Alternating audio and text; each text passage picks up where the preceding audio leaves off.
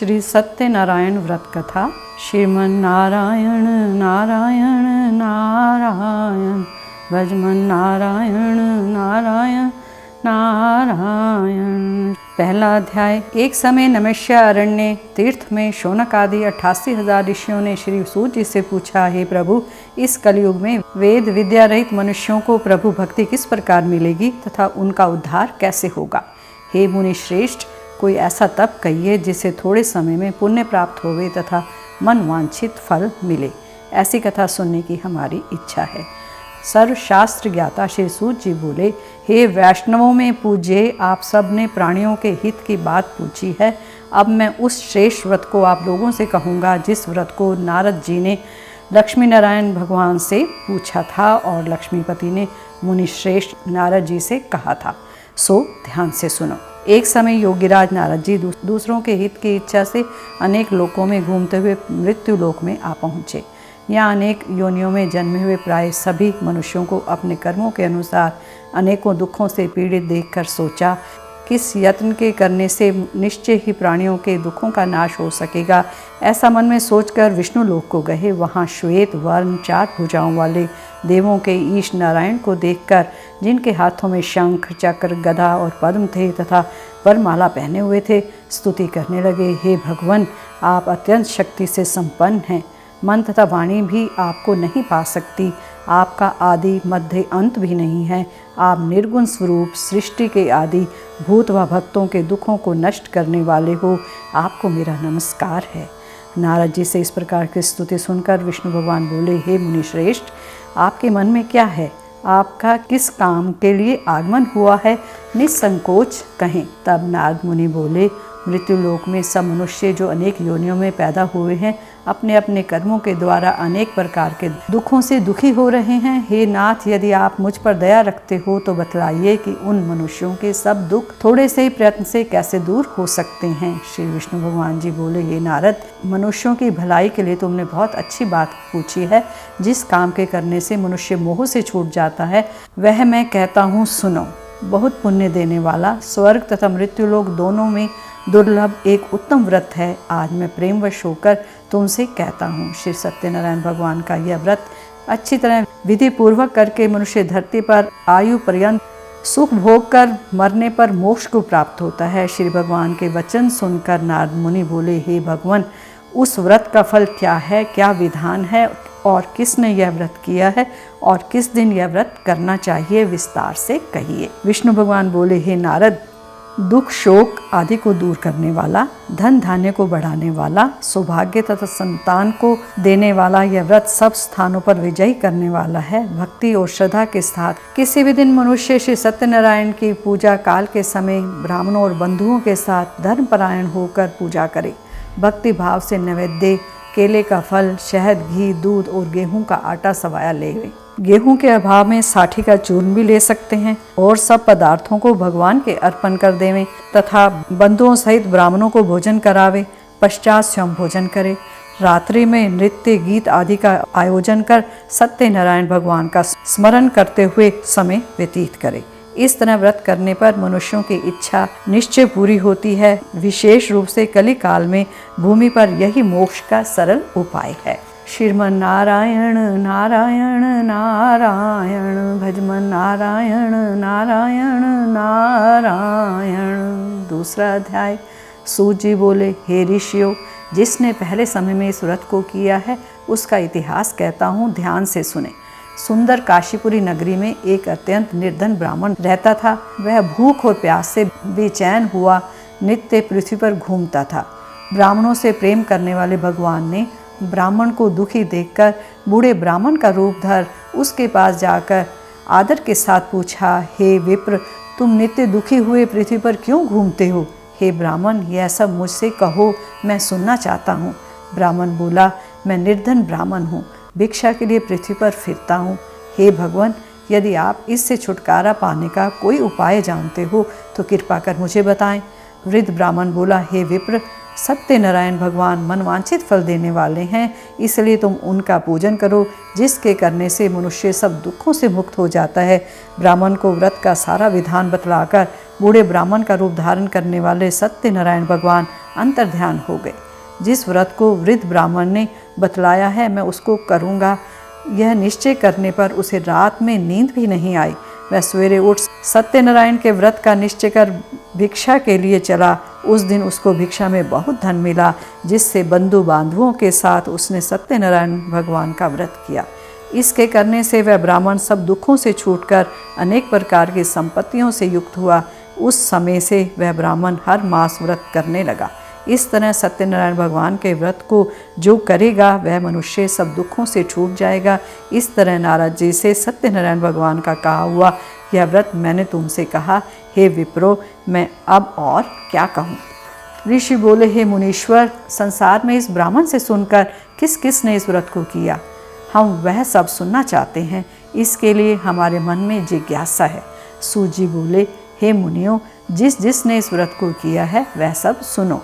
एक समय वह ब्राह्मण धन और ऐश्वर्य के अनुसार बंधु बांधवों के साथ व्रत करने को तैयार हुआ। उसी समय एक लकड़ी बेचने वाला बूढ़ा आदमी आया और बाहर लकड़ियों को रखकर ब्राह्मण के घर गया। प्यास से दुखी लकड़हारा उनको व्रत करते देखकर ब्राह्मण को नमस्कार कर कहने लगा, आप ये क्या कर रहे हैं और इसके करने से क्या फल मिलता है, कृपा करके मुझको बताइए। ब्राह्मण ने बोला, सब मनोकामनाओं को पूरा करने वाला ये सत्यनारायण भगवान का व्रत है। इसकी ही कृपा से मेरे यहाँ धन धान्य आदि की वृद्धि हुई है। ब्राह्मण से इस व्रत के बारे में जानकर लकड़हारा बहुत प्रसन्न हुआ। चरणामृत ले और प्रसाद खाने के बाद अपने घर को गया। अगले दिन लकड़हारे ने अपने मन में इस प्रकार का संकल्प किया कि आज ग्राम में लकड़ी बेचने से जो धन मिलेगा उसी से सत्यनारायण देव का उत्तम व्रत करूँगा। यह मन में विचार कर वह बूढ़ा आदमी लकड़ियाँ अपने सिर पर रखकर जिस नगर में धनवान लोग रहते थे ऐसे सुंदर नगर में गया। उस दिन वहाँ पर उसे उन लकड़ियों का दाम पहले से चौगुना मिला। तब वह बूढ़ा लकड़हारा दाम ले और अति प्रसन्न होकर पक्के केले, शक्कर, घी, दूध, दही और गेहूं का चूर्ण इत्यादि सत्यनारायण भगवान के व्रत की कुल सामग्रियों को लेकर अपने घर गया। फिर उसने अपने भाइयों को बुलाकर विधि के साथ भगवान का पूजन और व्रत किया। उस व्रत के प्रभाव से वह बूढ़ा लकड़हारा धन, पुत्र आदि से युक्त हुआ और संसार के समस्त सुख भोग कर वैकुंठ को चला गया। श्रीमन नारायण नारायण नारायण, भजमन नारायण नारायण नारायण। तीसरा अध्याय। सूत जी बोले, हे श्रेष्ठ मुनियों, अब आगे की कथा कहता हूँ, सुनो। पहले समय में उल्कामुख नाम का एक बुद्धिमान राजा रहता था। वह सत्यवक्ता और जितेंद्रिय था। प्रतिदिन देव स्थानों पर जाता तथा गरीबों को धन देकर उनके कष्ट दूर करता था। उसकी पत्नी कमल के समान मुख वाली और सती साध्वी थी। पुत्र प्राप्ति के लिए भद्रशिला नदी के तट पर उन दोनों ने श्री सत्यनारायण भगवान का व्रत किया। उस समय वहाँ एक साधु नामक वैश्य आया। उसके पास व्यापार के लिए बहुत सा धन था। वह नाव को किनारे पर ठहरा कर राजा के पास आ गया और राजा को व्रत करते हुए देखकर विनय के साथ पूछने लगा, हे राजन, भक्ति युक्त चित्त से ये आप क्या कर रहे हैं? मेरी सुनने की इच्छा है, सो आप ये मुझे बताइए। राजा बोला, हे वैश्य, आपने बांधवों के साथ पुत्र आदि की प्राप्ति के लिए ये महाशक्तिवान सत्यनारायण भगवान का व्रत व पूजन कर रहा हूँ। राजा के वचन सुनकर साधु आदर से बोला, हे राजन, मुझसे इसका सब विधान कहो। मैं भी आपकी कथा अनुसार इस व्रत को करूँगा। मेरे भी कोई संतान नहीं है। मुझे विश्वास है कि इस व्रत के करने से निश्चय ही होगी। राजा से सब विधान सुनकर व्यापार से निवृत्त हो वह अनंत के साथ अपने घर को गया। साधु ने अपनी स्त्री को संतान देने वाले इस व्रत को सुनाया और प्रण किया कि जब मेरे संतान होगी तब मैं इस व्रत को करूँगा। साधु ने ऐसे वचन अपनी स्त्री शीलावती से कहे।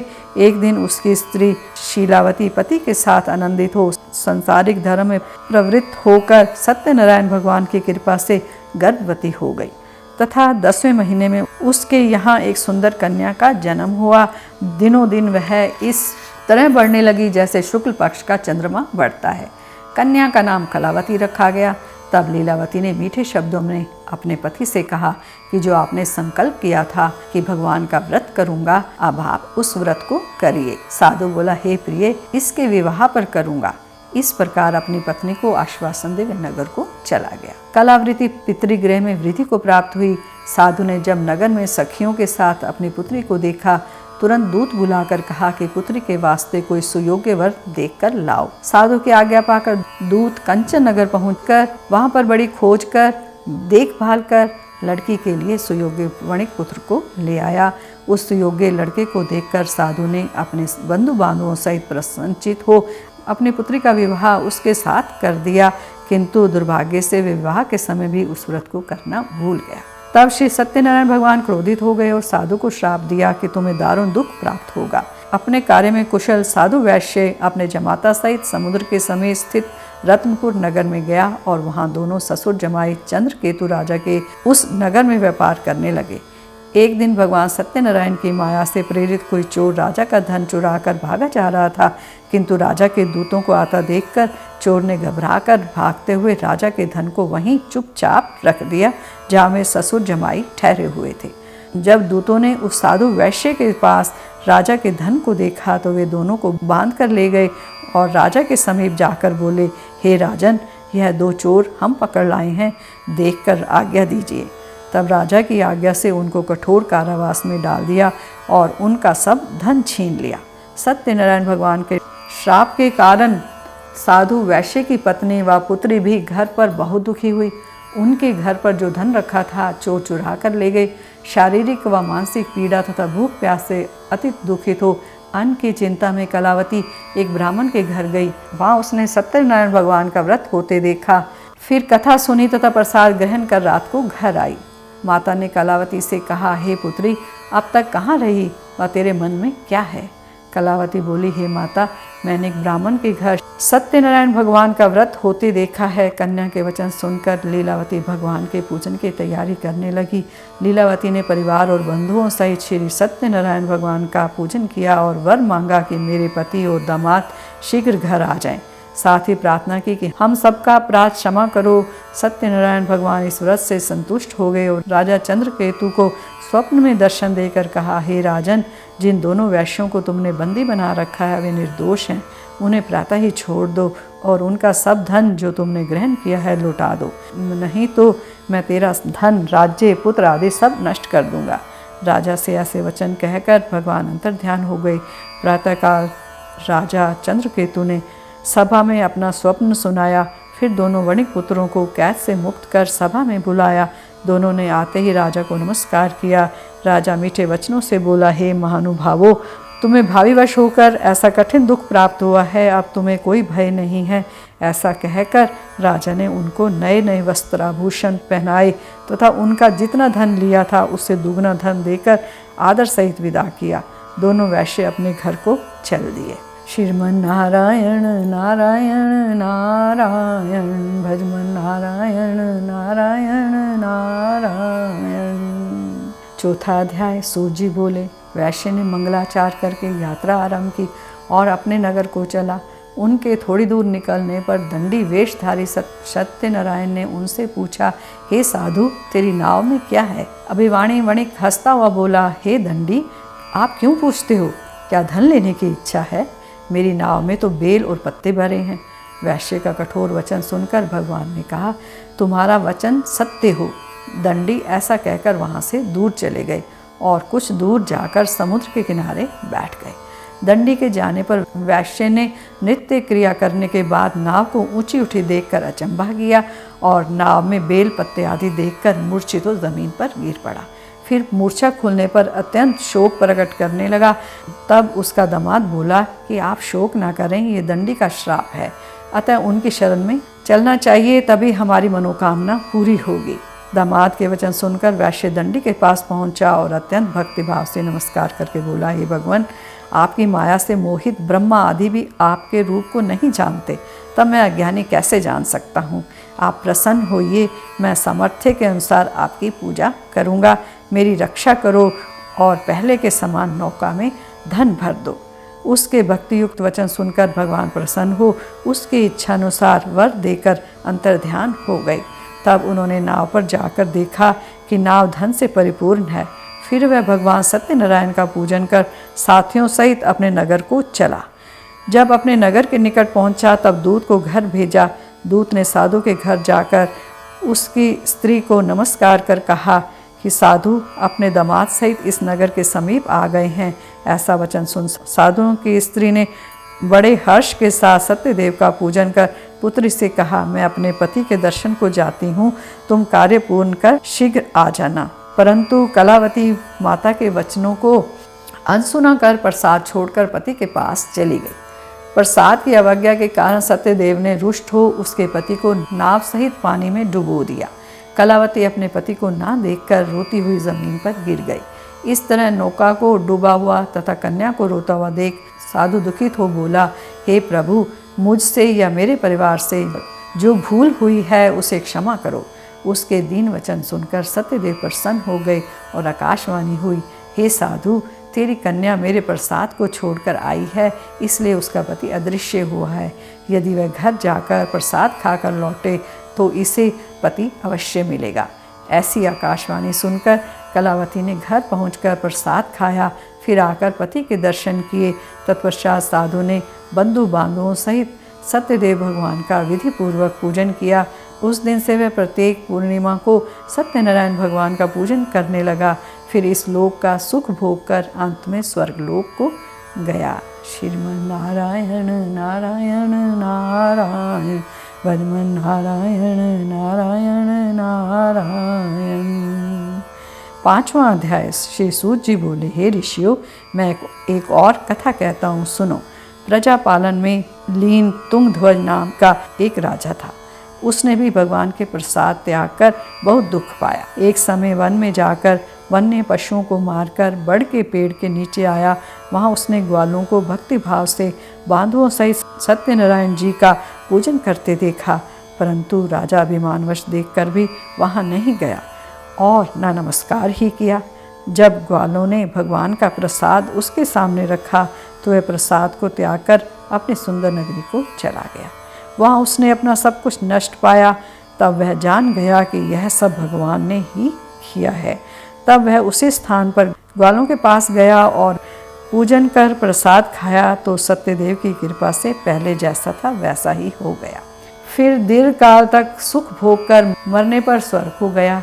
जो मनुष्य इस परम दुर्लभ व्रत को करेगा, भगवान की कृपा से उसे धन धान्य की प्राप्ति होगी। निर्धन धनी और बंदी बंधन से मुक्त होकर निर्भय हो जाता है। संतानहीनों को संतान प्राप्त होती है तथा सब मनोरथ पूर्ण होकर अंत में वैकुंठ धाम को जाता है। जिन्होंने इस व्रत को किया, अब उनके अगले जन्म की कथा कहता हूँ। व्रत शतानंद ब्राह्मण ने सुदामा का जन्म लेकर मोक्ष को पाया। उल्कामुख नाम का राजा दशरथ होकर वैकुंठ को प्राप्त हुआ। साधु नाम के वैश्य ने मोरध्वज बनकर अपने पुत्र को आरे से चीरकर मोक्ष को प्राप्त किया। महाराज तुंगध्वज स्वयंभू मनु हुए।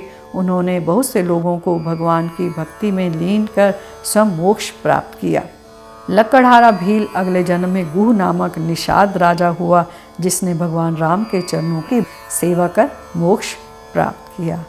श्रीमन नारायण नारायण नारायण, भजमन नारायण नारायण नारायण। श्री सत्यनारायण जी की आरती। ओम जय लक्ष्मी रमणा, श्री जय लक्ष्मी रमणा।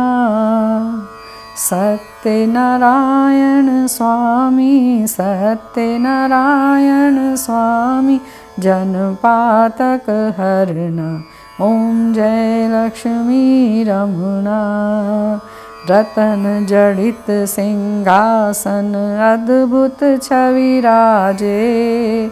नारद करत निरंजन, नारद करत निरंजन, घंटा ध्वनि बाजे। ओम जय लक्ष्मी रमणा। प्रकट भय कलि कारण, द्विज को दर्श दियो।